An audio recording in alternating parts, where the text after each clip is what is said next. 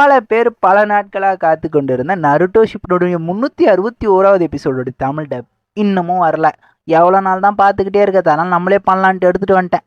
நானே சொல்கிறேன், ஆல்ரெடி நிறைய சேனலில் இந்த எபிசோடு எக்ஸ்பிளைன் பண்ணி போட்டிருக்காங்க. பட் நம்ம ஸ்டைல் ஒரு டிஃப்ரெண்ட்டாக இருக்கும். அது மட்டும் இல்லாத பல சேனல்ஸில் இருந்ததை விட நம்ம வீடியோ கண்டிப்பாக பெஸ்ட்டாக இருக்கும். இந்த வீடியோவில் நிறைய விஷயத்த சொல்லியிருப்பானுங்க, வளன்னு பேசிகிட்டே இருந்திருப்பானுங்க. அதை ஏன் ஸ்டைலில் காமெடியாகவும் இன்ட்ரெஸ்டிங்காகவும் சொல்ல ட்ரை பண்ணியிருக்கேன். முடிஞ்ச அளவுக்கு ஃபுல்லாக பார்த்துட்டு எப்படி இருந்துச்சுன்னு கமெண்ட் பண்ணுங்கள். வீடியோ ஸ்கிப் பண்ணாமல் பாருங்கப்பா, அப்போ தான் கதை புரியும். வாங்க வளன்னு பேசாமல் வீடியோக்குள்ள போகலாமா? இன்னைக்கு நம்ம பார்க்க போகிறது நருட்டோ ஷிப்னுடைய 361வது எபிசோடைய எக்ஸ்பிளனேஷன்.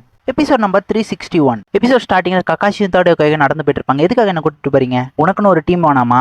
ஆல்ரெடி காய் அவன் டீம் எல்லாம் போய் பிராக்டிஸே கொடுக்க ஆரம்பிச்சிட்டான். இருசனுக்கு தான் நருட்டோ உசுமாக்கியோடைய வீடு. என்ன 4th ஒக்காகியோடைய பையனா? அதுலதான் ஒரு முக்கியமான விஷயமே இருக்குவா, வீட்டை போய் பார்ப்போம். கக்காஷி, இதுவா நருட்டோ வீடு அப்படின்னு சொல்லிட்டு உள்ள ஒரு பால் இருக்கு, இது கெட்டு போயிருக்கு. இந்த பாலை குடிச்சிட்டு அவன் போயிருப்பான். மினாட்டோ சென்சே பயங்கர கரெக்டா இருப்பாரு, அவருடைய மகனா இவன். இருசன் உடனே அவன் ஒரு முட்டாள் தான், இருந்தாலும் நீ அவனை கரெக்டா பாத்துக்கிட்டா அவன் பயங்கரமா வருவான் அப்படின்னு சொல்லிட்டு உன் டீம்ல சாஸ்கே உச்சிகா வேற இருக்கான்ல. காஷியம் சரி ஓகே அப்படின்றான். அடுத்து நம்ம போற இடம் ஒரு குனோயிச்சியுடைய வீடு அப்படின்னு சொல்ல அங்க ஏதோ வெடிக்கிற சவுண்ட் கேக்குது. என்னன்னு பார்த்தா சாக்குற அவங்க அப்பா அம்மா தான். தட கையை பார்த்துட்டு சார் நீங்க வருவீங்க தான் வெயிட் பண்ணிட்டு இருந்தோம், வாங்க சார் அப்படின்னு சொல்லி அவங்களும் கூப்பிடுறாங்க. நான் எந்த ஒரு பேரண்ட்ஸ் வீட்டுக்கு போக கூடாது, சரி ஓகே நீங்க கூப்பிடுறீங்கன்றதுக்காக வரேன். அப்புறம் இது அபிஷியலா ஒன்றும் கிடையாது, அன்அபிஷியலா வந்திருக்கேன் அப்படின்னு சொல்லிட்டு அவரும் உள்ள போறாரு. கக்காஷியை பார்த்து நீங்களும் வாங்க டீ குடிச்சிட்டு போலான்னு சொல்லி கூப்பிட்டு போறாங்க. அப்புறம் அங்கிருந்து கட் பண்ணி சாஸ்கே உச்சிகா வீட்டுக்கு வராங்க. சாஸ்கே வீடுன்னு சொன்னோடனே கக்காஷி ஷாக்கா வரான். ஏன்னா உச்சிகா டிஸ்ட்ரிக்ட்லேயே இல்லாத தனியா இருக்குது. அதுவா உச்சிகா கிளானுக்கு தனியா ஒரு டிஸ்ட்ரிக்ட் கிரியேட் பண்ணியிருந்தாங்க. பட் அங்கதான் உச்சிகா கிளான் யாருமே இல்லையே, அதனால சாஸ்கே மட்டும் தனியா இருக்கிறதுனால அவனுக்கு இங்க வீடு தனியா இருக்கு. எல்லாம் அப்படியே சாஸ்கே வீட்டுக்குள்ள வராங்க. இவ்வளவு கிளீனா இருக்கிறத பார்த்துட்டு இருசன் சொல்றாரு, சாஸ்கேவுடைய அப்பா ஃபுக்காக்கு உச்சிகா பயங்கர ஸ்ட்ரிக்ட், அதனாலதான் பையன் இவ்வளவு உஷாரா இருக்கான் அப்படின்னு சொல்றாரு.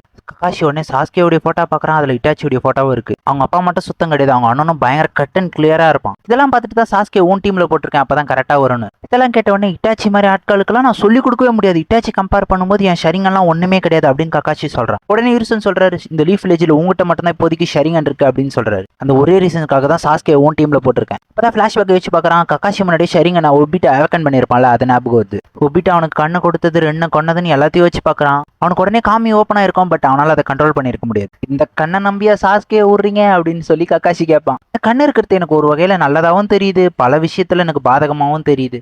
இத்தனை வருஷம் ஆயே நீ மாறவே இல்லை கக்காஷி அப்படின்னு இருசன் சொல்றாரு. அப்படியே அவங்க அங்கிருந்து கட் பண்ணி பார்க்ல போய் உட்காந்துருக்காங்க. இவங்க 3 பேருக்கு எதுக்காக என்ன இன்சார்ஜா போட்டீங்க அப்படின்னு சொல்லி கக்காஷி கேட்கறான். இந்த டீம்ல ஒரு முட்டாளு, ஒரு அறிவாளி, ஒரு குனோச்சின்னு 3 பேர் இருக்காங்க. இந்த டீமை பார்க்கும்போது எனக்கு அப்படியே மினோட்டோ டீமை பார்த்த மாதிரியே இருக்கு.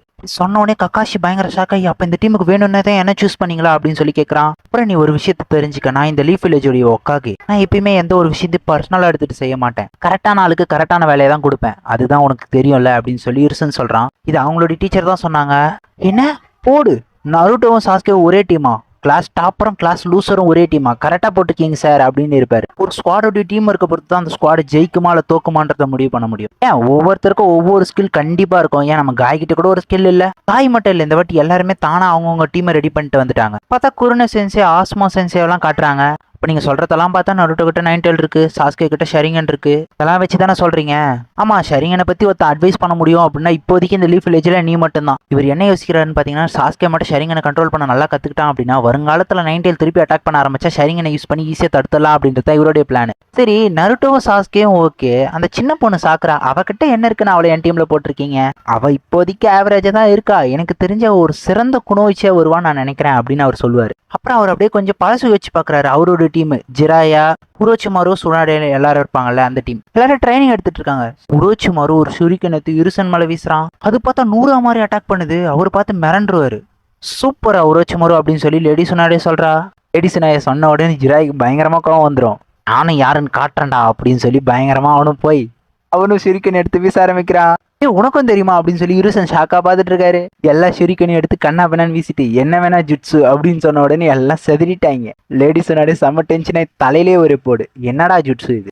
அப்ப இருசன் உடனே சொல்றாரு, ஒரு ஆணுடைய டேலண்ட் ஒரு பெண்ணால தான் வெளியே வரும். அவங்க 2 பேரும் அப்பதான் மெச்சூர் ஆக ஆரம்பிச்சிருப்பாங்க. அங்கிருந்து கட் பண்ணி இப்ப காட்டுறாங்க. நீங்க என்ன சொல்ல வரீங்க? அந்த ஸ்குவாடு பயங்கரமா வரும், தரமான ஸ்குவாடு அப்படின்னு சொல்ல வரீங்களா அப்படின்னு. ஆமா இருசன் சொல்றதும் ஒரு வகையில கரெக்ட் தான். லாடோக்காக நீங்க சொல்றதெல்லாம் கரெக்ட் தான், நான் ஆல்ரெடி 2 ஸ்குவாடை ஃபெயில் பண்ணியிருக்கேன், என்ன எதுக்காக இதுக்கு செலக்ட் பண்ணீங்க அப்படின்னு சொல்லி கேட்க, சரி ஓகே நீ அவனை ஃபெயில் பண்றேனே வச்சுக்க, உன்னுடைய பர்சனல் ரீசனுக்காக ஃபெயில் பண்ணுவியா அப்படின்னு. அப்படிலாம் பண்ண மாட்டேன், ஒருவேளை நீ அவங்கள ஃபெயில் பண்ணாலும் அவங்களுக்கு கொடுத்து வச்சுட்டு அவ்வளவுதான் நினைச்சுக்க வேண்டியதுதான். ஆனா கக்காஷி உன் மேல எனக்கு ஒரு நம்பிக்கை இருக்குடா அப்படின்னு அவர் சொல்ல, ஆடு இருசன் நீங்களா என் மேல நம்பிக்கை வச்சிருக்கீங்க அப்படின்னு சொல்லி அவன் ஷாக் ஆகிறான். கக்காஷி மினாட்டா அன்னைக்கு உனக்கு சொன்ன அதே விஷயத்த தான் நான் இன்னைக்கு உனக்கு சொல்றேன். அப்பதான் ஃபிளாஷ்பேக்கை காட்டுறாங்க. மினாட்டாவை பார்த்துட்டு கக்காஷி உன் டீம்ல தனியா செயல்பட்டு இருக்கானே அப்படின்னு. கக்காஷி ரொம்ப ஸ்கில்ஃபுல்லான ஆள். அவன் வேற லெவல்ல பிளான் போடுவான், எல்லாமே தரமா பண்ணுவான். இப்பவே எனக்கு தெரிஞ்ச அவன் கெனின் லெவல்ல இல்ல கெனின் லெவலுக்கு மேலதான் இருக்கான் அப்படின்னு சொல்லி மினாட்டா சொல்லியிருப்பான். கக்காஷி இப்போ இந்த மாதிரி இருந்தாலும் கக்காஷி மேல எனக்கு ரொம்ப நம்பிக்கை இருக்கு, ஒரு நாள் இல்ல ஒரு நாள் அவன் டீம் ஒர்க் வேற லெவல்ல இருக்கும் அப்படின்னு சொல்லியிருப்பான். இருசன் இதெல்லாம் கேட்டு சரி ஓகே நீயே நம்புறனா அப்ப எனக்கு எந்த பிரச்சனையும் இல்லை அப்படின்னு சொல்லி இருசன் சொல்லியிருப்பார். கக்காஷி உடனே முதல்ல இருந்தே மினாட்டா சென்சை என்னை பத்தி இவ்வளவு பெருமையா நினைச்சிருக்காரா அப்படின்னு யோசிக்கிறான். எப்பயுமே ஒரு டீச்சர் அவங்களுடைய ஸ்டூடெண்ட்ஸை கண்டிப்பா நம்பி ஆகணும், அதான் அவங்களுடைய கடமை அப்படின்னு சொல்றாரு இருசன். அப்படியே ஃபிளாஷ்பேக்கை கக்காஷியை காட்டுறாங்க. பாவம் அவன் வீட்டுல தனியா உட்காந்துருக்கான், அவங்க அப்பாவுடைய ஸ்குவாடை வச்சு என் வாழ்க்கை ஃபுல்லா அவங்கள ஒதுக்கியே வச்சிருந்தேனேப்பா அப்படின்னு சொல்லி கக்காஷி யோசிக்கிறான். அப்போ ஒபிட்டோ சொன்னது ஞாபகம் வருது. லீஃப் வில்லேஜ்ல என்னை பொறுத்த வரைக்கும் ஒயிட் ஃபேங் ஆஃப் லீஃப் தாண்டா என்னோட ஹீரோ அப்படின்னு சொல்லியிருப்பான். எவன் ஒருத்தர் ரூல்ஸை ஃபாலோ பண்ணலையோ அவன் குப்பைக்கு சமம், ஆனா எவன் ஒருத்தன் அவனுடைய காம்ராட்ஸை காப்பாத்தலையோ அவன் புழுவோட கேவலமானவன் அப்படின்னு சொல்லியிருப்பான். எல்லாத்தையும் கக்காஷி வச்சுட்டு இருப்பான். சரி ஓகே எதுவாக இருந்தாலும் பிரச்சனை இல்லை, நான் கண்டிப்பா கிவ் அப் பண்ண மாட்டேன். அப்படியே அங்கிருந்து கட் பண்ணி கெனின்ஸ் இருக்கிற இடத்த காட்டுறாங்க. நருட்டோ டீம் ஷிகமாரு டீம் அப்படின்னு எல்லாரும் இருக்கவே அந்த இடத்துக்கு உடனே ஆசுமா சென்சே வராரு. நீங்களா என்னுடைய டீச்சர் அப்படின்னு சொல்லி நருட்டோ சந்தோஷப்பட, ஆனா அவர் கண்டுக்காம போயிட்டு ஈனோ சிக்காஜோ எல்லாரும் வாங்க அப்படின்னு சொல்லிட்டு நான் தான் அவங்களுடைய ஜெனியூன் லீடர்னு சொல்லி அவர் கூட்டு போக, ஆனா நருட்டோ சோகமாயிரும். ஏன்னா நம்மளுடைய சென்சேவை தவிர எல்லாரும் வராங்க. அடுத்து குரானே சென்சே வரா, கீபா இனிஷுகா இனாட்டா எல்லாரும் வாங்க அப்படின்னு சொல்லிட்டு அவளும் போறா. இந்த சி டீமே உங்களுக்கு தாண்டா, முட்டாள் டீமுக்கு முட்டாள் சென்சே தாண்டா வருவான் அப்படின்னு சொல்லிட்டு கீபா பயங்கரமா கலாச்சிட்டு கிளம்புறாங்க அந்த இடத்த விட்டு.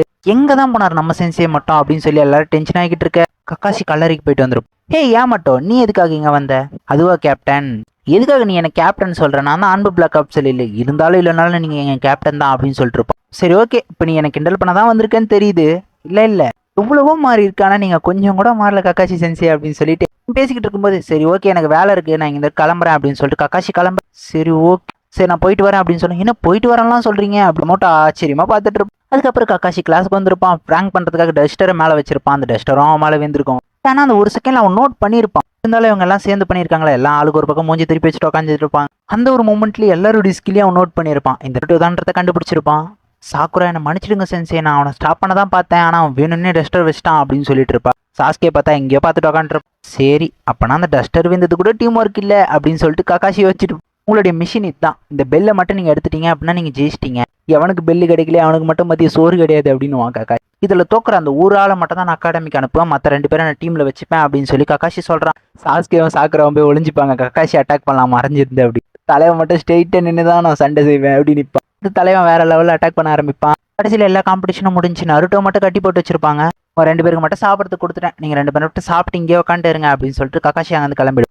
முக்கியமான விஷயம், நருட்டோக்கு மட்டும் சாப்பாடே கொடுக்கூடாது. நீங்க சாப்பாடை மீறி கொடுத்தீங்க அப்படின்னா நீங்க எல்லாருமே டிஸ்குவாலிஃபை ஆயிடுவீங்க அப்படின்னு சொல்லிட்டு கக்காஷி அந்த இடத்த விட்டு கிளம்பிடும். கக்காஷி என்னதான் அந்த இடத்த விட்டு கிளம்பி இருந்தாலும் ஒளிஞ்சு இருந்தே பார்த்துட்டு இருப்பான் இவன் என்ன பண்றாங்க அப்படி. மினாட்டோ சென்சே எங்க மேல நம்பிக்கை வச்சுட்டு இருந்த மாதிரி நான் இவங்க மேல நம்பிக்கை வைக்கலாமா அப்படின்னு சொல்லி கக்காஷி வச்சுக்கிட்டு இருக்க. ஃபிளாஷ்பேக்ல ஒபிட்டோ எப்பா பார்த்தாலும் ரூல்ஸை விட்டா உனக்கு ஒண்ணுமே தெரியாதா அப்படின்னு கேட்டிருப்பான். ஒபிட்டோ சொல்றதும் கரெக்ட் தான், நான் எப்ப பார்த்தாலும் ரூல்ஸ்னே சுத்திட்டு இருக்கேன். அப்புறம் முதல்ல கக்காஷியை பார்த்து ஒபிட்டோ கேப்டன் சொல்லி கூப்பிட்டதை யோசிச்சு பார்க்கறான். ஏன்னா ஒரு டீமுக்காக ஒபிட்டோ நீயே இறங்கி வந்திருக்க அந்த டைம்ல, அப்பதான் உண்மையாலுமே நான் உன்னுடைய ஃப்ரெண்ட்ஷிப்பே பார்த்தேன் அப்படின்னு சொல்லிட்டு கக்காஷி யோசிச்சுட்டு இருக்கும்போது சாஸ்கே நருட்டோ கூட்டி விட போறான். 2 பேரும் மாத்தி ஊட்ட ஆரம்பிச்ச உடனே ஒபிட்டோ நீ அதை பாத்தியாடா, என்னுடைய காம்ராடை நான் என்னைக்குமே விட்டு கொடுக்க மாட்டேன்டா, நான் இன்னமும் அதை நம்புறேன்டா அப்படின்னு சொல்லி கக்காஷி சொல்றான். அப்படியே அவங்க 3 பேரும் கக்காஷி பின்னாடி நிக்கிற மாதிரி காட்டுறாங்க. கக்காஷி அவங்க 3 பேர் சேர்ந்து தள்ளி விடுறாங்க, போடாங்க அப்படின்னு சொல்லி.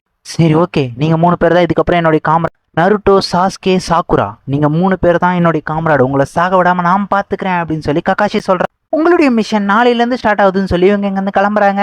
நருட்டோ மட்டும் அங்கேயே கட்டிப்பட்டு கிளம்புறாங்க.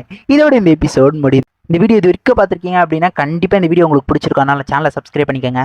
என்னுடைய இந்த எக்ஸ்பிளனேஷன் யாருக்கெல்லாம் பிடிச்சிருந்துச்சோ அவங்களாம் இந்த வீடியோக்கு ஒரு லைக்கை போட்டு சூப்பர் ப்ரோன்னு ஒரு கமெண்ட்டை மட்டும் போட்டு விடுங்க, மனசு கொஞ்சம் ஆறுதலாக இருக்கும். நெக்ஸ்ட் எபிசோட் வேணா இந்த வீடியோக்கு ஒரு 100 லைக்ஸ் மட்டும் டார்கெட் வச்சிருக்கேன். 100 லைக்ஸ், இவ்வளோ கஷ்டப்பட்டு ஸ்கிரிப்ட் எழுதி வாய்ஸ் ஓவர் கொடுத்து ஒரு 100 லைக்ஸ் உங்களால் முடியும், கொடுத்துட்டு இந்த வீடியோக்கு ஒரு லைக் போட்டு போயிடுங்க. முடிஞ்ச அளவுக்கு அடுத்த எபிசோட் ஸ்பீடாக போட்டு ட்ரை பண்ணுறேன். பாய்.